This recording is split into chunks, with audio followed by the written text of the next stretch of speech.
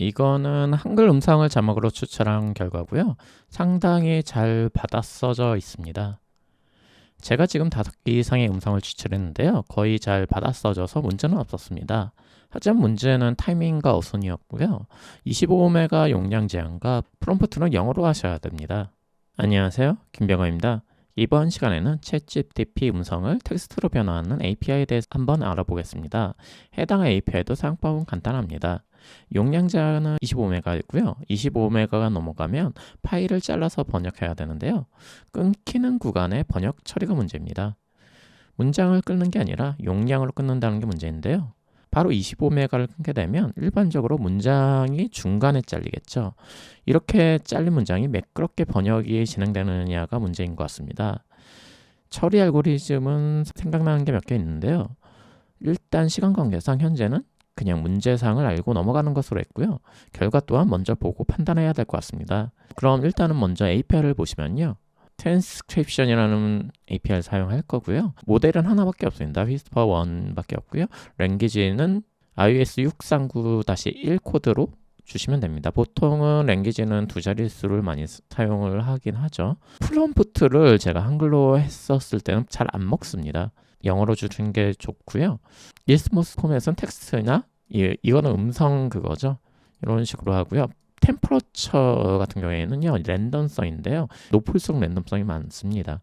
보시면은 텍스트로만 하시게 되면 정말 상당히 번역을 잘 해주고 있는데요. 자막은 한 줄이나 최대 2줄 정도로 표시되는 게 적당하다고 생각하는데요.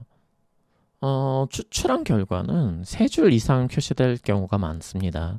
이때는 음성 타이밍은 잘 끊어졌는데요. 제가 프롬프트를 센텐스가 끝났을 때 타이밍도 같이 끊어주라는 명령을 내었을 때는요, 좀 잘게 잘 끊어주는데요. 문제는 타이밍이 조금씩 어긋났습니다.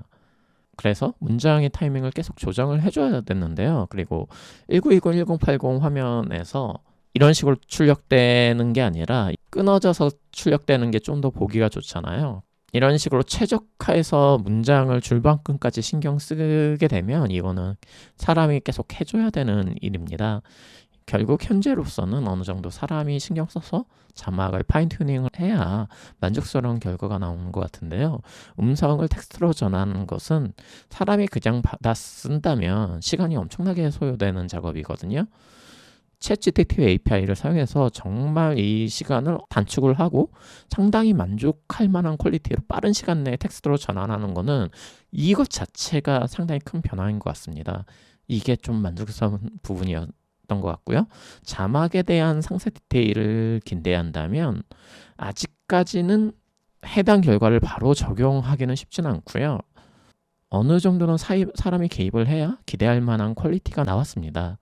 또한 한 문장이 끝나지 않았을 때 타이밍을 끝난다면 좀 어순이 바뀌는 경우도 발생했습니다. 예를 들어가지고 어순이 바뀌어가지고 요게 때문입니다가 먼저 나온다든지 이런 식으로 되기도 합니다. 참고로 여담이긴 한데요.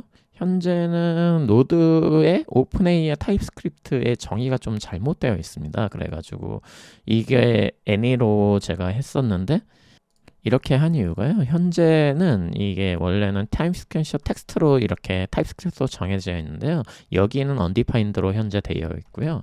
여기에 텍스트가 들어 있습니다. 이거는 나중에 수정이 될 것 같긴 한데요. 그래가지고 이게 강제로 애니로 형변환을 시킨 사항입니다. 감사합니다.